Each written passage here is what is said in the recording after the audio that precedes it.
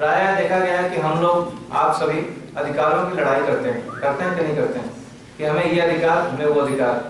जो अधिकार आपको मिला है, मतदाता होने का अधिकार, तो वोटिंग करने का आपका अधिकार है, वोटिंग करने का अधिकार है जो आपको मिला हुआ है। तो हम इसके लिए मांग करते हैं, लेकिन कई बार वोटिंग करने जाते नहीं हैं।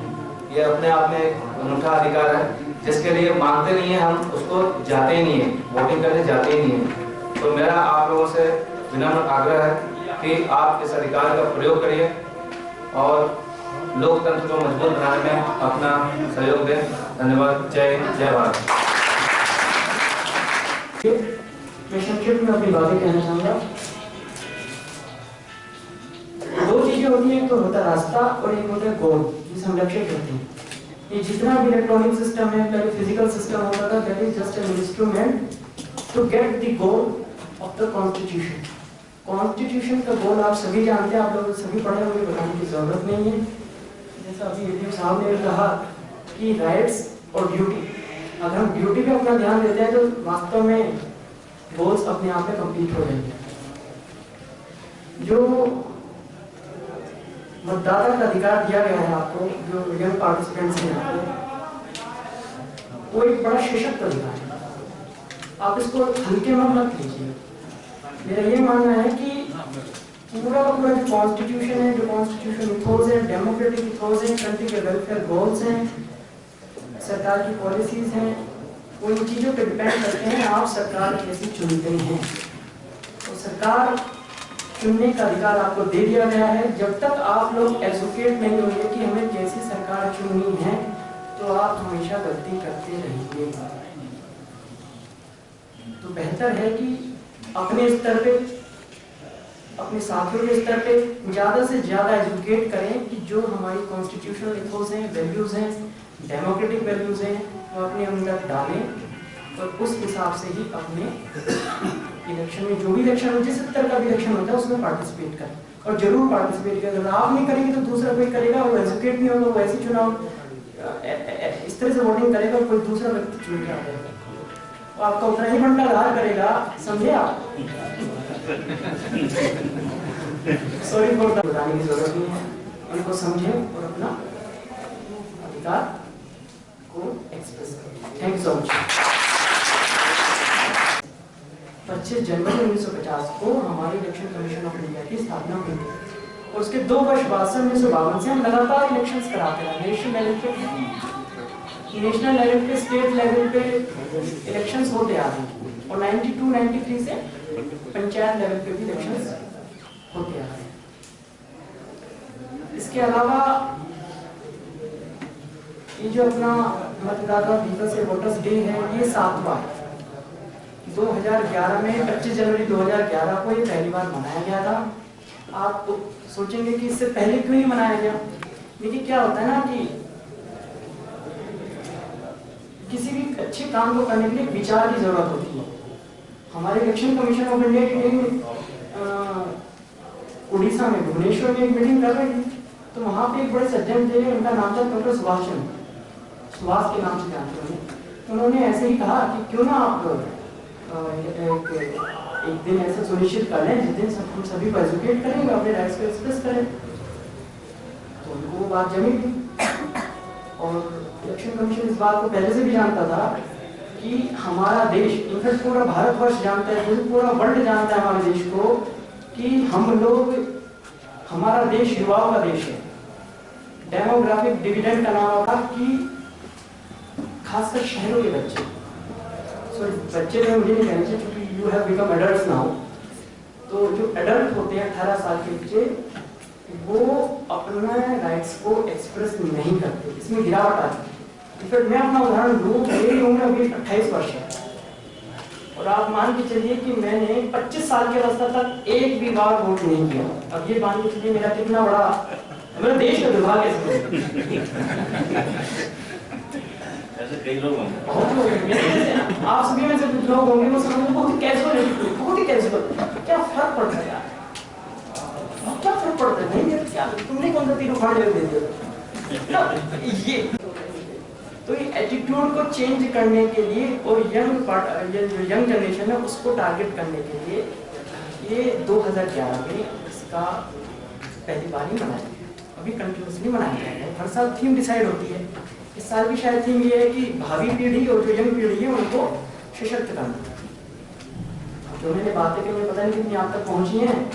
अब मेरा ये मानना है कि आप एज ए एजेंट के रूप में काम करेंगे। कम से कम एक व्यक्ति आप सभी जैसे कम से कम 10, 15, 20 लोगों को बताएगा कि इसकी वैल्यूज क्या होती है, क्यों मनाते हैं। चलिए, थैंक यू सो मच। जय हिंद।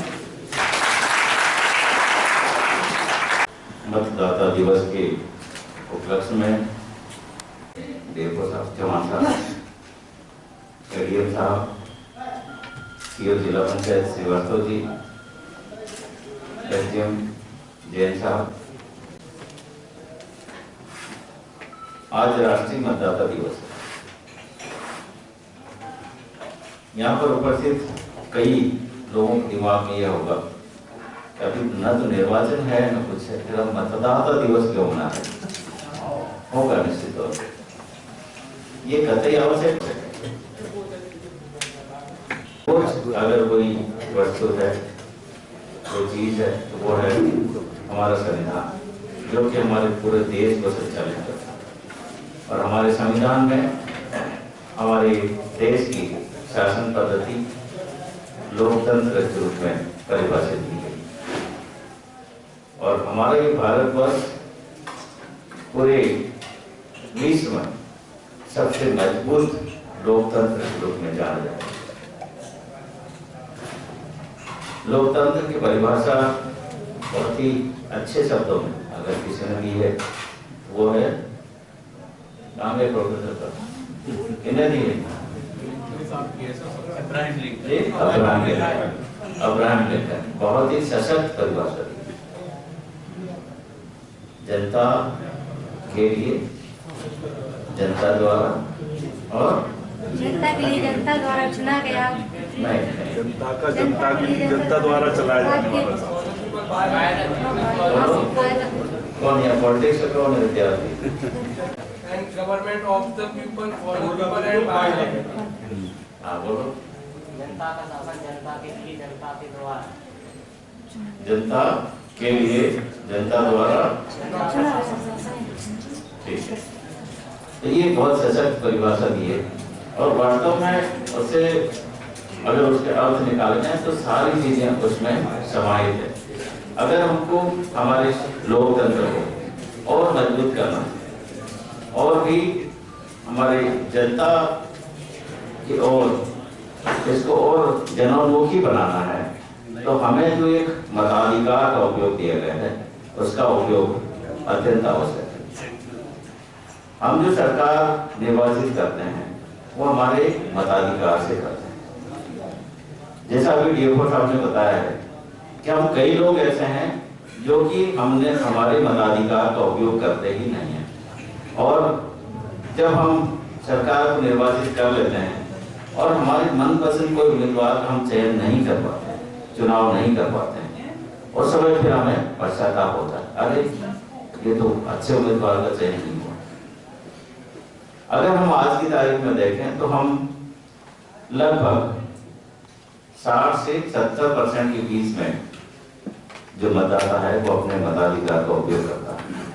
आज की तारीख में 30 से 40% मतदाता ऐसे हैं जो कि जब हमें मताधिकार का उपयोग करना होता है उसमें उसका उपयोग करते ही नहीं है। अब देखिए 40% मतदाता मताधिकार का उपयोग नहीं कर रहा, 60% कर रहा है। 60% में भी मान लो 5 उम्मीदवार है और 5 से कम उम्मीदवार शायद बहुत चुनिंदा स्थानों पे होगा, उनमें भी मतों का विभाजन हो जाए। मात्र 25% मत ही किसी उम्मीदवार को मिलते हैं और वो विजय हो जाता है। इसका तात्पर्य क्या हुआ? आज की तारीख में जिस उम्मीदवार का हमने चयन किया है वो मात्र 25% उसके साथ में है, 75% जनता उसके साथ में नहीं, फिर वो निर्वाचित है। ये एवरेज की बात कर रहा हूँ, किसी पर्टिकुलर स्थान की मैं बात नहीं कर रहा हूँ। अगर हम सारे लोगों ने अपने मताधिकार का उपयोग सही ढंग से किया तो निश्चित तौर पर हम जैसी जनता चाहती है सरकार, वैसे हम सरकार का निर्वाचन कर सकते हैं, वैसे हम जनप्रतिनिधियों का निर्वाचन कर सकते हैं। जिस समय मताधिकार का उपयोग करना होता है उस समय हम ये सोचते हैं कि अरे कौन लाइन में लगेगा, अरे पता नहीं क्या होता होगा वहां पे, पर ऐसा नहीं, मतदाता का नाम जुड़ता है, नया नया एपिक कार्ड मिलता है तो उसको एक उत्सुकता होती है कि मताधिकार का उपयोग कैसे किया जाता है, वोट कैसे डालते होंगे, मशीन कैसे होती होगी और हम किस मतदाता का निर्वाचन करें। मैंने भी जब पहली बार मतदान किया तो जॉब में आ चुका था मैं, उसके पहले मत देने का अवसर प्राप्त नहीं हुआ।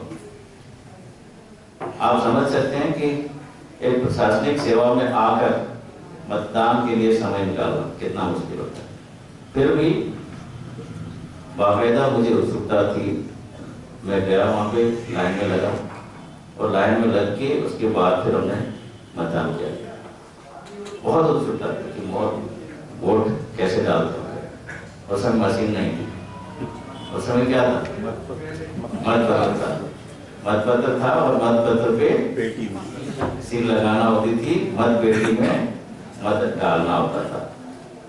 तो मत डालना और मत पेटी में मत डालना ये अपने आप में एक नई उत्सुकता होती थी।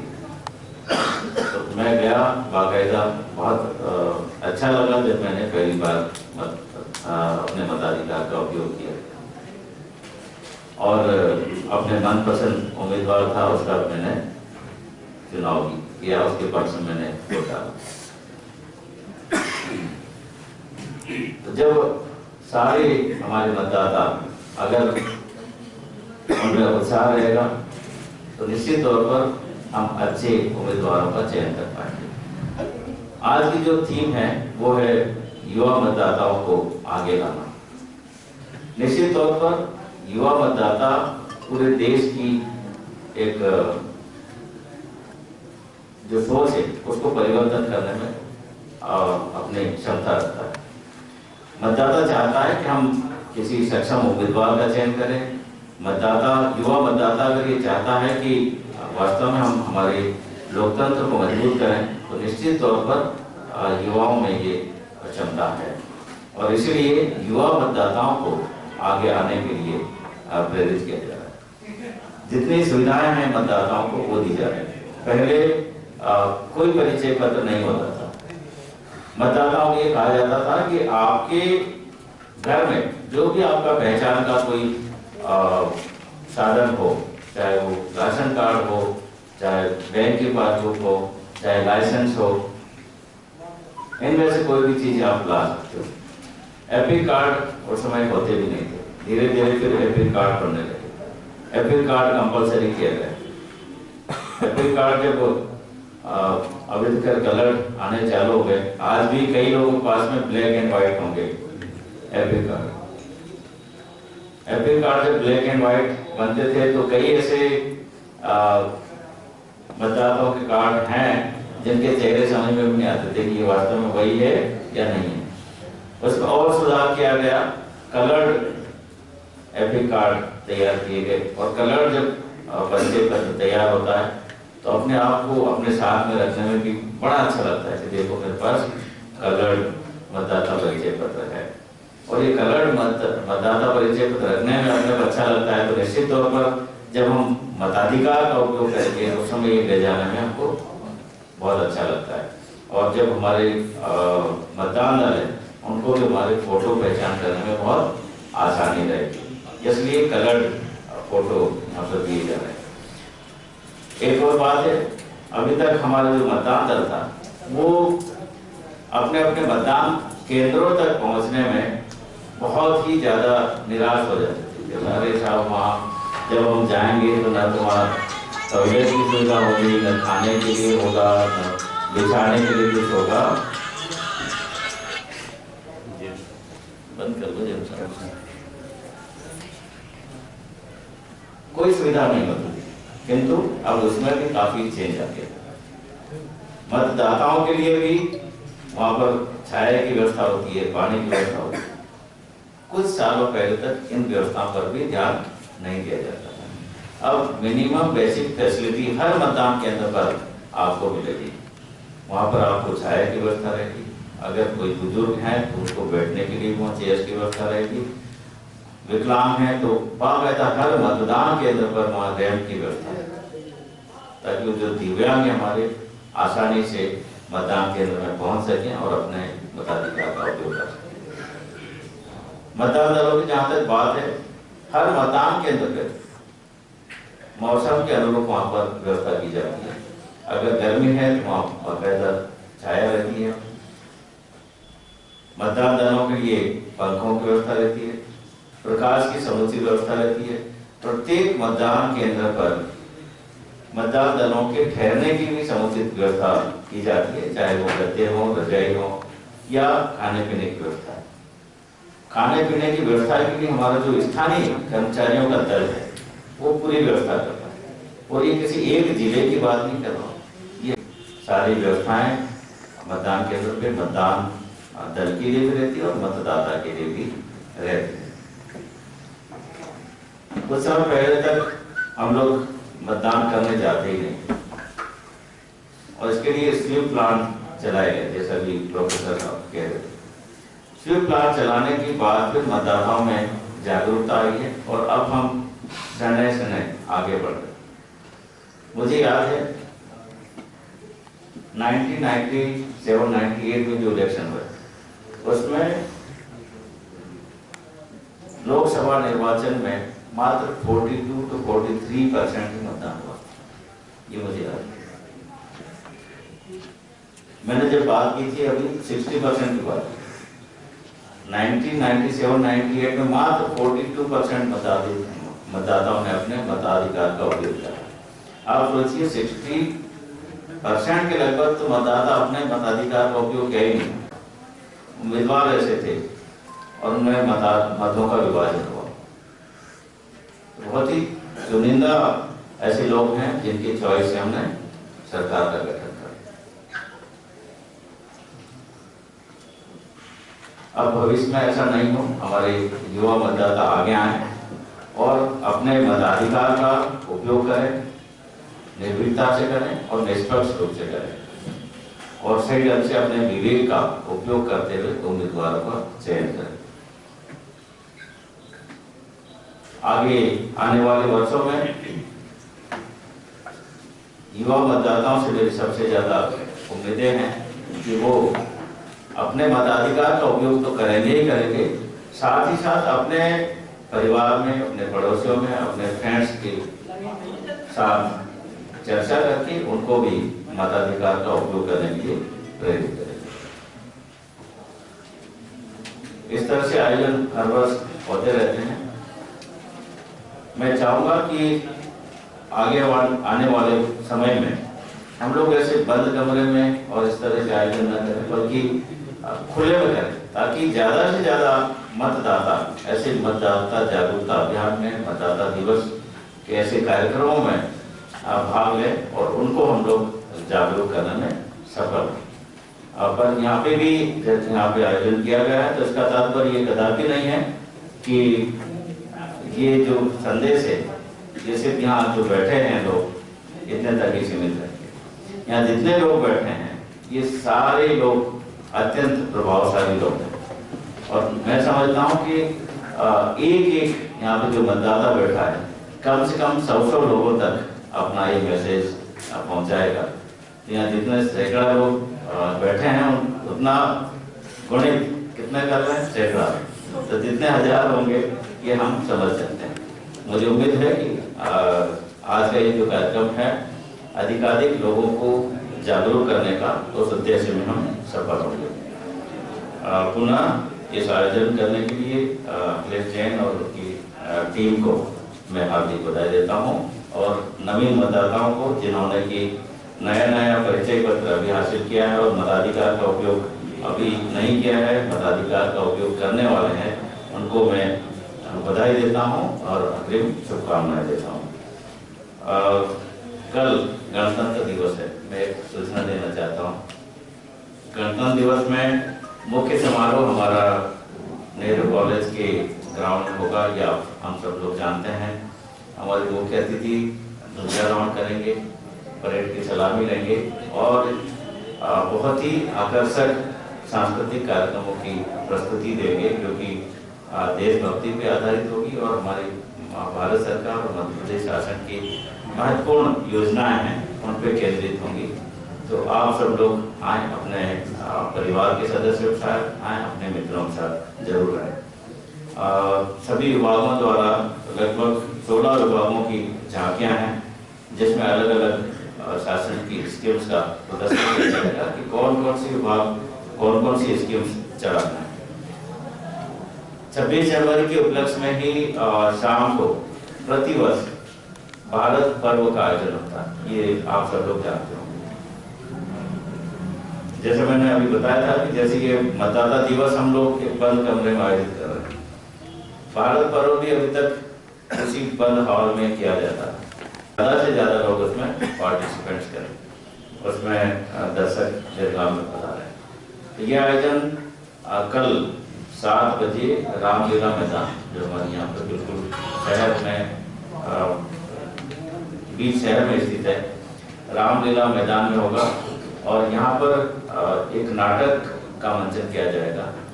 भोपाल से एक टीम है, वो टीम करेगी और नाटक है वीर बख्तावर। ये धार डिस्ट्रिक्ट में एक क्षेत्र है अमझेरा। अमझेरा एक छोटा सा स्टेट था, वहाँ के राजा थे ये बख्तावर जी, और उनकी वीरता पर ये नाटक का मंचन होगा। भोपाल से एक टीम आएगी। न सिर्फ नाटक का मंचन होगा, बल्कि देशभक्ति के तराने भी हमको वहाँ पे सुनने को मिलेंगे।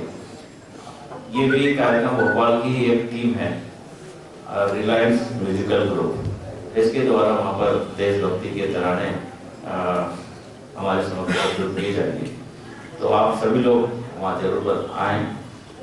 इन 2 कार्यक्रम के अलावा जो हमारी विकास प्रदर्शनी होती है, कि हमने पिछले वर्षों में, जब से हम आज़ाद हैं, जब से हमारा देश गणतंत्र हुआ, तब से लेकर हमने विकास के पथ पर किस तरह से अग्रसर हुए हैं, ऐसी विकास प्रदर्शनी भी जनसंपर्क विभाग के माध्यम से वहाँ पर लगाई जाएगी।